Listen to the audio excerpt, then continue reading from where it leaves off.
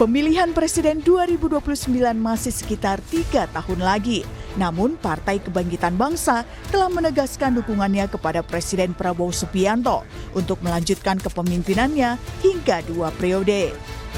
Dukungan itu disampaikan Ketua Umumnya Muhaimin Iskandar seusai menemui Presiden Prabowo di Istana Kepresidenan Jakarta pada Rabu 4 Januari lalu. PKB menilai kinerja pemerintahan saat ini memuaskan dan siap terus menyukseskan program-program pemerintah. Kami puas di bawah kepemimpinan Presiden Prabowo. Kami yakin Pak Prabowo akan sukses memimpin kita bukan hanya 5 tahun, bahkan 10 tahun yang akan datang. Amin. Kita pokoknya intinya puas dengan pemerintahan Pak Prabowo dan kompak minimal 2 periode lah. Politisi Partai Gerindra yang juga Wakil Menteri Haji dan Umroh, Dhanil Ansar Simajuntak mengatakan Partai Gerindra sangat terbuka untuk bekerja sama dengan pihak manapun secara politik. Secara politik ya, kan waktu 3 tahun itu tadi seperti disampaikan ya bisa panjang juga bisa relatif pendek dan kondisi atau konstelasi politik bisa berubah kapanpun. Yang jelas Pak Prabowo terbuka dan Partai Gerindra juga sangat terbuka dengan berbagai kerjasama dengan semua pihak secara politik. Jadi yang sangat terbuka. Saya tidak mampu menjawab apakah Pak Prabowo akan menentukan pasangannya si A, si B, si C, semua kemungkinan sangat terbuka. Sementara Ketua Dewan Pimpinan Pusat Partai Demokrasi Indonesia Perjuangan (PDIP), Andreas Hugo Pareira mengatakan partainya saat ini belum memikirkan perihal pemilihan presiden 2029 mendatang.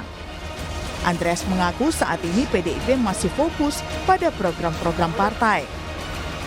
Kalau dari PDI Perjuangan ya kita ya biasa ya saat ini kita masih fokus pada program-program ya partai, program-program yang berkaitan dengan program kerakyatan seperti saya sampaikan tadi, dan rakyat akan menilai ke depan, dan saya pikir hal yang biasa sekali di dalam kontestasi Pilpres.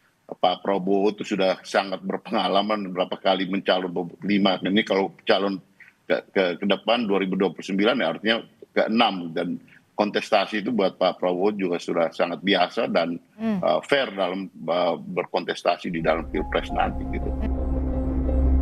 Hal senada juga disampaikan Wakil Ketua Umum Partai Demokrat Edi Baskoro Yudhoyono atau Ibas. Ibas menegaskan saat ini partainya masih berfokus mengawal pemerintahan Presiden Prabowo Subianto dan Wakil Presiden Gibran Rakabuming Raka.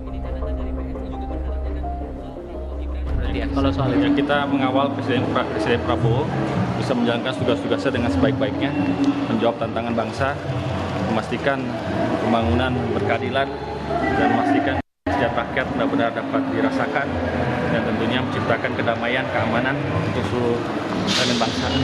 Jadi fokus kita di situ sekarang ini tahun 2026 ya, insya Allah kita awal semua yang positif untuk kehidupan berbangsa dan bernegara. Direktur Eksekutif Indikator Politik Indonesia Burhanuddin Muhtadi mengatakan ada beberapa hal yang mempengaruhi konstelasi pemilihan presiden di 2029.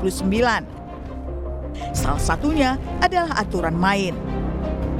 Burhanuddin bilang aturan main sudah berubah pasca Mahkamah Konstitusi menghapus ambang batas pencalonan presiden atau presidensial threshold. Yang akan mempengaruhi konstelasi pencapresan 2029. Yang pertama adalah aturan main. Aturan main sudah berubah terkait dengan presidensial threshold. Dan MK hanya memberi syarat yang sangat minimalis buat partai politik untuk bisa mencapreskan calonnya, yaitu partai tersebut lolos sebagai peserta pemilu 2029. Nah ini artinya partai baru sekalipun asal dia mendapatkan tiket 2029, theoretically itu bisa mencapreskan. Sebelumnya dalam rapat koordinasi nasional Rakornas Pemerintah Pusat dan Daerah tahun 2026 yang digelar di Sentul International Convention Center, Kabupaten Bogor, Selasa 3 Februari lalu, Presiden Prabowo meminta pihak yang tidak menyukainya untuk bertarung di 2029. Tim Liputan, Kompas TV.